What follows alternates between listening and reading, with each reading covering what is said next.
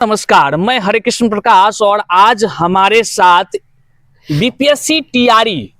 आप जान रहे होंगे जिस प्रकार से महिला आरक्षण को लेकर के पटना हाई कोर्ट में अलग अलग मामले चल रहे हैं और उससे तमाम कह लीजिए कि एक मतलब कोलहाल का विषय है। लोग जानना चाहते हैं कि आखिर ये महिला आरक्षण भाई कौन सा केस है और कौन कर दिया है केस भाई। आखिर टीआरई 3 में जिस प्रकार से महिलाओं का आरक्षण की नीति सुधर गई, कह लीजिए युवाओं के साथ कह लीजिए कहीं ना कहीं जो है कि पहले जो रिक्तियों में कटौती की जाती थी उसमें बदलाव देखने को मिला है आरक्षण की नीति से। वहीं पर महिला आरक्षण की नीति अब कह लीजिए टीआरई 1 और टीआरई 2 पर धावा बोलने जा रही है।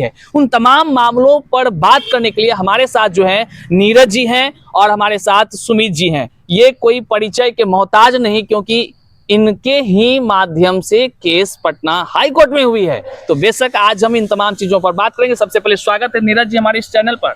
सबसे पहले तो मैं साहित्य आजकल को धन्यवाद देना चाहूँगा जिन्होंने महिला आरक्षण के मुद्दे को सबसे पहले अपने चैनल पे उठाया, और सबसे बड़ा धन्यवाद मैं इस सुमित भाई को देना चाहूँगा। ये वही सुमित सागर है जिनके नाम पे पटना हाई कोर्ट के डबल बेंच पे टीआरई 3 पे केस है। ये केस कोई बहुत बड़ा ही केस समझिए इसको। इस केस के पीछे ये कारण है कि टीआरई 1 में 80% महिलाओं का चयन हुआ, टीआरई 2 में 90% महिलाओं का चयन हुआ, लेकिन टीआरई 3 में 40% मात्र महिलाओं। बिल्कुल कहीं ना कहीं टीआरई 3 में आप लोगों ने जो काम किया है वह तमाम बिहार के नहीं बल्कि देश भर के युवा इससे प्रेरित हो रहे होंगे कि भाई गलत को गलत कहना आप लोगों ने लोगों को सिखाया है। वहीं पर सुमित जी हैं, इनसे पहले तो इनका स्वागत करते हैं। सुमित जी साहित्य आजकल के इस प्लेटफॉर्म पर बहुत बहुत धन्यवाद। आपको अब यहाँ पर पूरा देश भर का जनता देख रहा है। जनता में वैसे जनता जो वोटर तो है लेकिन अपने हक की बात वो नहीं जान पाते हैं। जहां आरक्षण की बातें होती है, बीपीएससी टीआरई जैसे शिक्षक बहाली का आयोजन होता है, वहां पर टीआरई 1 और टीआरई 2 में कई सारे आरक्षण की नीति होती है, लेकिन टीआरई 3 में सुधर गया।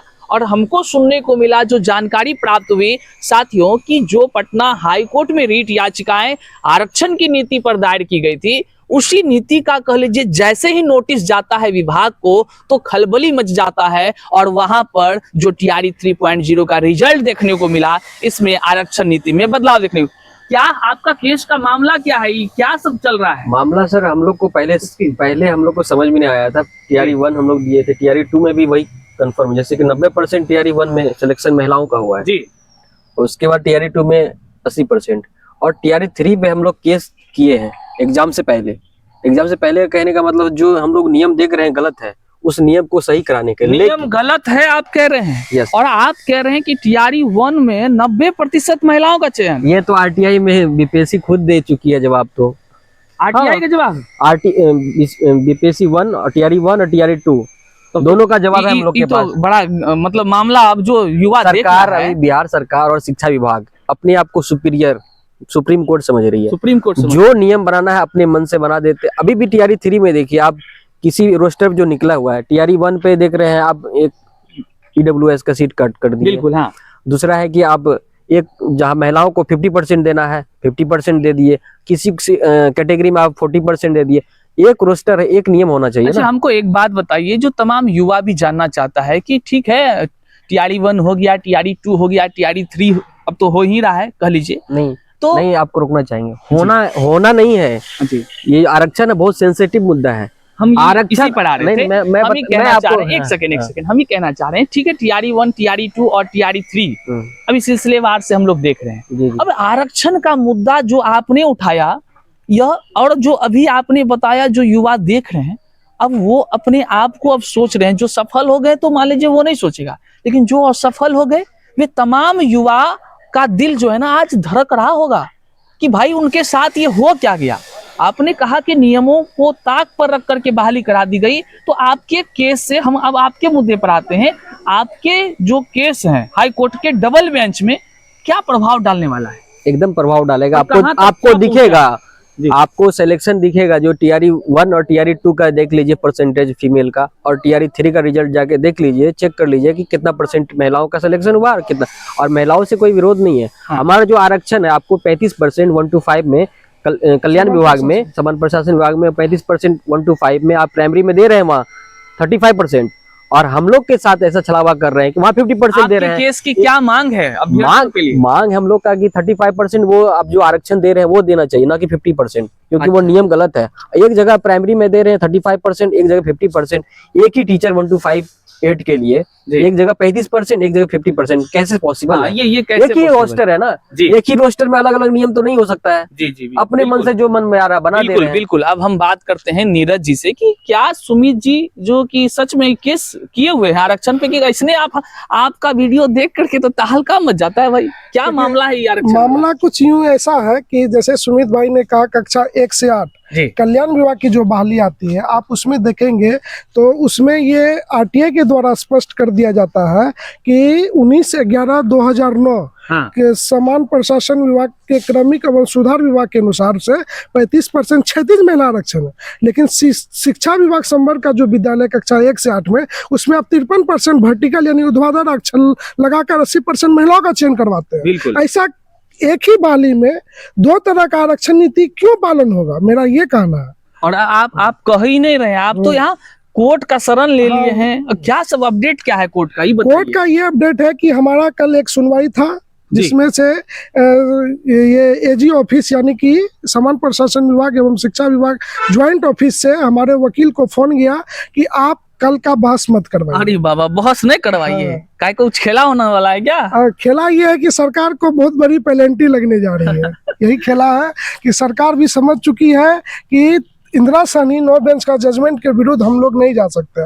वो इंदिरा सहनी के जजमेंट में ये स्पष्ट किया हुआ है कि महिलाओं को हॉरिजॉन्टल एवं 50% का आरक्षण का दायरा आप टप नहीं सकते। जबकि आप कक्षा 1 से 8 में शिक्षा विभाग संवर्ग के विद्यालय में देखेंगे तो 53% महिला आरक्षण, यानी वो भी वर्टिकल, जबकि हॉरिजॉन्टल देना है उसको। अच्छा, एक बात हमको बताइए, अभ्यर्थी तो तमाम अब इस बात को जान गए हैं कि आरक्षण की नीति में कहीं ना कहीं गड़बड़ियां तो हुई है बहाली में। अब जब बहाली की जब बात आती है तो साथियों यहाँ पर TRE 1 आता है और TRE 2 आता है। और आप जो है कि आरक्षण TRE 3 वाला मामला में जब उठाएं तो आरक्षण में सुधार होता हुआ दिख रहा है। तो अब क्या लग रहा है कि TRE 1 और TRE 2 में भी सुधार करवाइएगा क्या? जी, हम लोग TRE 2 करने जा रहे हैं? TRE 1-2 पे सुधार करवाने के लिए 25 तारीख को बुद्धा पार्क, 25 नवंबर को बुद्धा पार्क में 10:30 बजे से मीटिंग रखने जा रहे हैं। उसमें हम लोग पिटिशनर भी बनवाएंगे। हमें TRE 1-2 में भी जैसे TRE 3 में 40% महिलाओं का चयन हुआ है, उसी तरह अर्जी फर्जी दर्जी जो TRE 1-2 में बहाल है, हमें उन्हें बाहर करवा कर एवं जो खाली सीट है उस पर सभी पुरुष अभ्यर्थी का चयन करवाना है। ये हम लोग आगे TRE 1-2 पे केस करने के लिए सेम बेंच, जो बेंच पे TRE 3 का केस है, उसी बेंच पे TRE 1-2 का केस करने जा रहे हैं 25 तारीख को। तो आप जैसा बात बोले, हम तो खुद अब हिल रहे हैं। काहे जान रहे हैं कि युवाओं की जो बहाली हुई है ना TRE 1 और 2 में, जितना युवा बहाल नहीं हुआ है उसके कई गुना युवा दर दर की ठोकरें आज सड़कों पर खा रहा है। और इस पीड़ा को, इस दर्द को समझकर अगर ये व्यक्ति अगर आगे बढ़ रहा है तो वो युवा कहाँ है जिसके साथ अन्याय हुआ है? क्या उन युवाओं की जमीर जिंदा नहीं है क्या? ये तो आश्चर्य का विषय है कि कुछ लोग ही आगे बढ़कर आरक्षण की नीति को, तमाम प्रावधानों को समझते हैं, कानूनी पहलू को समझते हैं, हाई कोर्ट तक का शरण लेते हैं और फिर वहां से सुधार कराने का प्रयास करते हैं। एक बात हम कहना चाहेंगे, इस सुधार के चक्कर में कहीं TRE 1-2 तो रद्द हो जाएगा? TRE 2 में सर पेपर लीक का बात निकलकर सामने आ रहा है, क्या सुमित? अभी ऑन कैमरा, अभी कल के रिपोर्ट में और EOU कह रही है और उसमें काउंटर एफिडेविट दी हुई है कि पेपर लीक था TRE 2 का। TRE 2 का पेपर लीक था और गाड़ी लेकर घूम रहा था गाड़ी। TRE 3 का तो जग जाहिर है, पूरा विश्व जानता है कि TRE 3 का क्या हाल था, कौन कौन होटल में पकड़ाया था, वो तो सब जानता। अगर उस दिन नहीं पकड़ा था तो कुछ नहीं, ये लोग तो मंत्री तो कह रहे थे कहाँ पेपर लीक है। हम शुरू दिन से कहते हैं तमाम अभ्यर्थियों को, सबको मंत्री है बिहार सरकार में, बोल रहे थे। जिस दिन पूछा गया था मीडिया बंधु के द्वारा, एक अभिषेक NBC 24 के हाँ। पूछा गया था कि पेपर लीक, बोलता नहीं कोई पेपर लीक नहीं है, कोई पेपर लीक नहीं हुआ। वो नीतीश कुमार एक खासम खास आदमी है। नीतीश कुमार जी के खासम खास आदमी की बात कर रहे हैं, लेकिन हम आपको बताते चले आज का अखबार हम यहाँ स्क्रीन पर आपको दिखा रहे हैं। जदयू के युवा जिला अध्यक्ष हैं जो SSC MTS के पूर्णिया में आयोजित सेंटर पर बड़े व्यापक पैमाने पर पेपर लीक कराने का, कह लीजिए TCS ग्लिटो जैसे बड़े एग्जाम सेंटर के अधिकारियों से मिली विगत होने का, साथ ही साथ SSC जैसे अधिकारियों से साठ गांठ की बातें आज के अखबार में जो यहाँ आप स्क्रीन पर देख पा रहे हैं। अब बताइए जदयू के ही अधिकारी नेता अगर इस तरह के काम करेंगे तो बिहार की जो तमाम जनता अपने सरकार को चुनती है, तो ये क्या हो रहा है भाई, क्या कहिएगा नीरज जी आप? ये तो है कि सरकार सिर्फ जो है ना बहाली का खाका तैयार कर रही है। हाँ। सिर्फ खाका है। अगर मूल रूप से देखा जाए तो जैसे नीतीश जी कुछ दिन पहले उपचुनाव में ये कहे कि हमने 7 लाख शिक्षक की बहाली की, अगर मूलतः देखिएगा तो आप 1.5 लाख भी शिक्षकों की बहाली नहीं। एक 7 लाख में बोल रहे हैं आप, TRE 1 का बात कर रहे हैं, उसमें आप बोला गया था कि 72,000 हम रिजल्ट दिए, प्राइमरी का बात कर रहे हैं। हाँ। 72,000 का, उसमें 25,000 नियोजित टीचर था आपका। बिल्कुल, नियोजित टीचर को ऑलरेडी जॉब में था। देखिए ये लाखों की बहाली कैसे नीतीश कुमार कर रहे हैं बिहार में, इसको समझना पड़ेगा और सारे पेरेंट्स समझिए इसको। सुमित जी तो समझ गए हैं, नहीं अब आप लोग समझिए, समझना पड़ेगा कि 72,000 की बहाली आपने किया प्राइमरी में जी, 50,000 सामने, उसमें आप 25,000 नियोजित टीचर पकड़ लीजिए, उसमें लिखा हुआ है, लिखा हुआ। हाँ। 25,000 नियोजित टीचर वो ऑलरेडी जॉब में थे। बिल्कुल, उसको आप नए नौकरी कैसे दे रहे हैं? वो तो ऑलरेडी जॉब है, नियुक्ति पत्र दे रहे हैं, मतलब एक ही नौकरी को फिर दोबारा नौकरी बांट रहे हैं, तो फर्जी नौकरी बांट रहे हैं। इसलिए ये भाई कहते हैं कि फर्जी दर्जी सरजी कौन कौन नौकरी। अरे बिहार में एक होता है ना कि आदमी को कैसे बेवकूफ बनाया जाता है, कितना गांव में देखिएगा तो बोलेगा अरे इतना लाखों भाले यार तुम कहाँ रह गया, अरे कैसे रहेगा, कैसे नहीं छूटेगा। आप एक तरफ नौकरी दे रहे हैं उसी को जो नौकरी ऑलरेडी था, ठीक है, उसके बाद आप पूरे विश्व में ढिंडोरा पीट दिया कि हाँ बिहार में आ जाइए नौकरी। जब वोट लेने का टाइम आता है तो आप गांव गांव बिहार में घूमते हैं कि हम आप नौकरी देंगे, आपको नौकरी देंगे, बिहार के बच्चे को नौकरी देंगे। जब नौकरी देने की बारी आई तो पूरा विश्व में ढिंडोरा पीट दिया कि हम नौकरी। आपका कहना सही है। नीतीश बाबू जी थोड़ा सा इस बात को गंभीरता से लीजिए, कोई दिक्कत नहीं है, जो करना था कर चुके हैं, 2025 आने ही वाली है। हमारे युवा है, ये एक युवा नहीं है, यहाँ दिख भले एक रहे हैं लेकिन लाखों के बराबर है। अब युवा साथी अब सोच रहे हैं कि इस तरह का करिएगा, नौकरिये को नौकरी बांटिएगा तो कैसे काम चलेगा हुजूर। अब हमको एक बात समझ नहीं आ रहा है, हम इतने समय से आपको महिला आरक्षण के तमाम पहलुओं को समझा रहे हैं, तमाम सवाल इनसे पूछ रहे हैं, लेकिन एक सवाल छूटता हुआ नजर आ रहा है। वो ये आ रहा है कि जिस प्रकार से महिला आरक्षण में TRE 3.0 में सुधार होती हुई प्रतीत हुई है, तो TRE 1 और 2 में जब कह लीजिए कि आप लोग आगे बढ़ चुके हैं केस के तरफ, अब लोग आपसे जुड़ रहे हैं, आगे बढ़ गए हैं, अदालत की प्रक्रियाएं बढ़ेंगी, तो TRE 1 और 2 आरक्षण का मुद्दा भाई साहब सुप्रीम कोर्ट तक बर्दाश्त नहीं करती है। तो क्या कहिएगा, ये रद्द हो सकता है या रिवाइज हो सकता है, क्या हो सकता सर? रद्द तो हम लोग मतलब अपने ग्राउंड में लेके नहीं जा रहे हैं। हमारा ग्राउंड है रिवाइज हो, क्योंकि रिवाइज देखिए बहाली तो आती नहीं है। बहाली तो आप देख ही रहे हैं कि पूर्व में कब शिक्षक बहाली आई थी। रिवाइज होने से हर पुरुष अभ्यर्थी को फायदा होने जा रहा है, हर योग्य अभ्यर्थी को फायदा होने जा रहा है इससे। बिल्कुल, आपने कहा कि ये रद्द हो या ना हो वो तो अदालत की हमारी जो मांग है उस पर डिपेंड करता है कि हम लोग को चाहिए क्या। हम लोग को जो जैसे कि आरक्षण आप सेंसिटिव मुद्दा है, उत्तर प्रदेश में देखें इतने सालों के बाद रिवाइज करने की बात हो रही है। बिहार में भी आप वही गलती किए हैं, तो आरक्षण का मुद्दा है। बिल्कुल, ये कह रहे हैं कि हमारी मांग सीधे बहाली रद्द की नहीं, बल्कि हमारी मांग है कि आप रिजल्ट रिवाइज कर दीजिए। लेकिन एक बात हम बताते चले, आरक्षण का मुद्दा इतना गंभीर होता है कि कई सारे स्टेट में सबसे बड़ी बात है रोस्टर जो TRE 3 का दिया गया है, वहाँ पे कहीं पे नहीं लिखा गया 35% दिए कि 50% दिए। आप खुद समझ लीजिएगा क्या किए हैं, क्या किए हैं खुद में समझ लीजिए। मेन चीज होता है रोस्टर और मूल नोटिफिकेशन। आप कोर्ट में भी जाइएगा भाई, हम लोग जाएंगे तो क्या बोलेंगे, वहाँ पे विज्ञापन दिखाएंगे, रोस्टर दिखाएंगे तो बोलेंगे यहाँ तो कुछ चर्चा ही नहीं की है। क्या दिए हैं नहीं दिए हैं, सरकार को समझना चाहिए कि हम बहाली कर रहे हैं तो रोस्टर दिखाना चाहिए कि हम 50% दे रहे हैं कि 35% दे रहे हैं। आपका कहना सही है। अंधकार में रखे हुए पूरे बिहार के बच्चों को, अंधकार में रखे हैं बच्चों को, मतलब युवाओं को। ये ऐसा बच्चा है, आपको तो जवाब देना ही पड़ेगा। नेक्स्ट हेयरिंग जब होगी कोर्ट में तो देना पड़ेगा मुख्य देना न्यायाधीश के पड़ेगा। पास। वहां पर वहाँ कहाँ बचिएगा, कानून से पेपर कोई में नहीं बच बच जाइएगा, सकता। वहाँ नहीं लेकिन बचिएगा। एक बात हम बता दें साथियों, भले टीआरई 1 और 2 की 2 तो पेपर लीक का बात कोई अभ्यर्थी थोड़े कह रहा है, वो ईओयू मतलब अधिकार सरकार के अभिन्न अंग वो खुद कह रहे हैं, चार्जशीट में दायर कर दिए, कोनो कहा सुनी की बातें नहीं है। तो टीआरई 2 का भगवान भरोसे पर रहा, हालांकि तमाम खेल के नियम भी इसी में बदले गए हैं, उससे भी ध्वस्त तो होना तय है, हो या ना हो वो अदालत का काम है।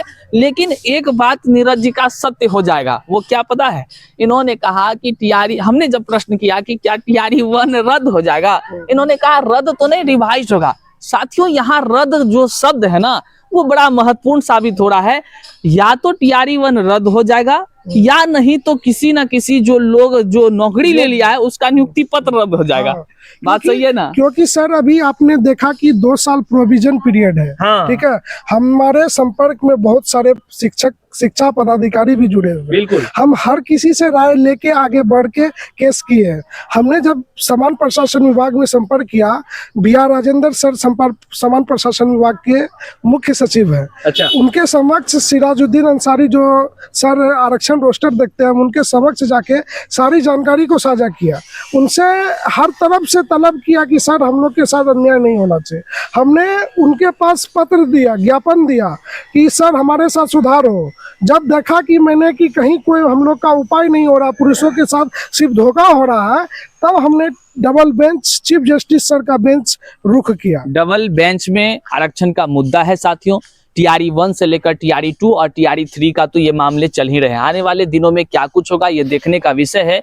साहित्य आजकल के इस चैनल पर नए हैं तो सब्सक्राइब कीजिएगा और अपने तमाम साथियों तक जरूर एक बार शेयर करिएगा। देखिए शेयर करना आपका अधिकार है और यह इसलिए हम बोल रहे हैं क्योंकि आप अपने ही कह लीजिए अपने ही तकदीरों के साथ छलावा करते हैं यदि आप इन भाइयों की आवाज को जन जन तक नहीं पहुंचाते हैं। ये भाई संघर्ष कर रहे हैं, ये भाई संघर्ष कर रहे हैं किसके लिए? केवल अपने लिए या आपके लिए कर रहे हैं या तमाम युवाओं के लिए? अरे एक बात हो गया कि महिला लोग तो तब तक सोचेगी कि आप तो दुश्मन हो गए उसका। क्या देखिए इससे बिहार की स्पष्ट कर दीजिए, इससे बिहार की महिलाओं को फायदा होने जा रहा है, फायदा होने जा रहा क्योंकि बाहर की महिला जो URF महिला की जो सीट ले रखी है 17,000 सीट, वो सीट पुनः रिवाइज होने जा रहा है। वाह, ये तब तो महिलाओं के लिए महिलाओं खुशखबरी को है। जो आरक्षण यहाँ के मूल निवासी को मिलना चाहिए बाहर के निवासियों को मिल चुका है। अभी देख रहे हैं कि आरक्षण की नीति का कैसा उल्लंघन हो रहा है। बिल्कुल बिल्कुल। जो महिलाओं का जो हक था बिहार की महिलाओं को, उनको मिलना चाहिए, ना कि उत्तर प्रदेश झारखंड, उनको क्या मिलना चाहिए? मतलब आप कह रहे हैं कि इससे महिलाओं को काफी लाभ भी मिलेगा। हाँ, ये बड़ा ही अच्छा तब काम कर रहे हैं और जितना जल्दी हो सके तमाम युवाओं को कुछ संदेश आप दीजिए। मेरा यही कहना है सारे पुरुष और महिला, बिहार की महिला अभ्यर्थी से, आप टीआरई 1-2 केस में हम लोग का साथ दीजिए, रिवाइज होगा। ये चीज़ ब्रह्म लकीर है, आप देख लीजिएगा, ब्रह्मा विष्णु महेश हम लोग के साथ खड़ा है, जीत हम लोग की तय है।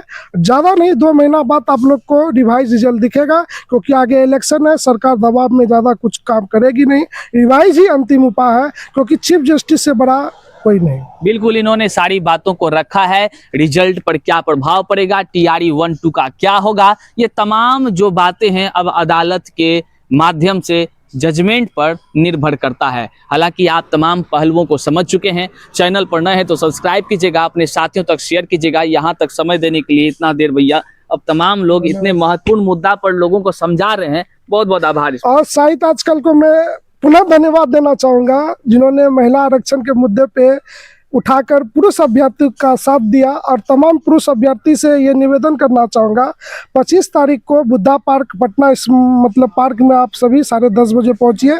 उस जगह से टीआरई 1-2 का बिगुल फूका जाएगा, और पूर्णिया की धरती से और शाहिद भाई के साथ में ये महिला आरक्षण टीआरई 1-2 रिवाइज करने के लिए मैं आह्वान करता हूँ। साथ में टीआरई 3 के मुख्य याची मुख्य पेटिशनर सुमित सागर जी हैं, इनके नेतृत्व में हर काम होगा। हम लोग काम करते हैं वहां जाकर, पटना जाकर, बिल्कुल, और वीडियो के माध्यम से नीरज जी ही सबको बताते हैं क्या कैसे करना है, क्योंकि हम लोग वहाँ काम करते होते हैं, हम तो हम लोग को टाइम नहीं मिलता है। हम ही नहीं हम बल्कि कभी तमाम सामने युवा आके भी नहीं बोलते हैं क्या कर रहे हैं, नहीं कर रहे हैं। आपको बता दें सर कि हमारे तमाम दर्शक भी ये सोच रहे हैं कि आखिर ये सुमित भाई जी बार बार इशारा मिलने के बाद भी स्क्रीन के सामने क्यों नहीं हो पा रहे हैं। तो देखिए इनका कहना साफ है कि भैया हम काम करने वाले लोग हैं, जिसका असर आपको टीआरई 3 में देखने को मिला है।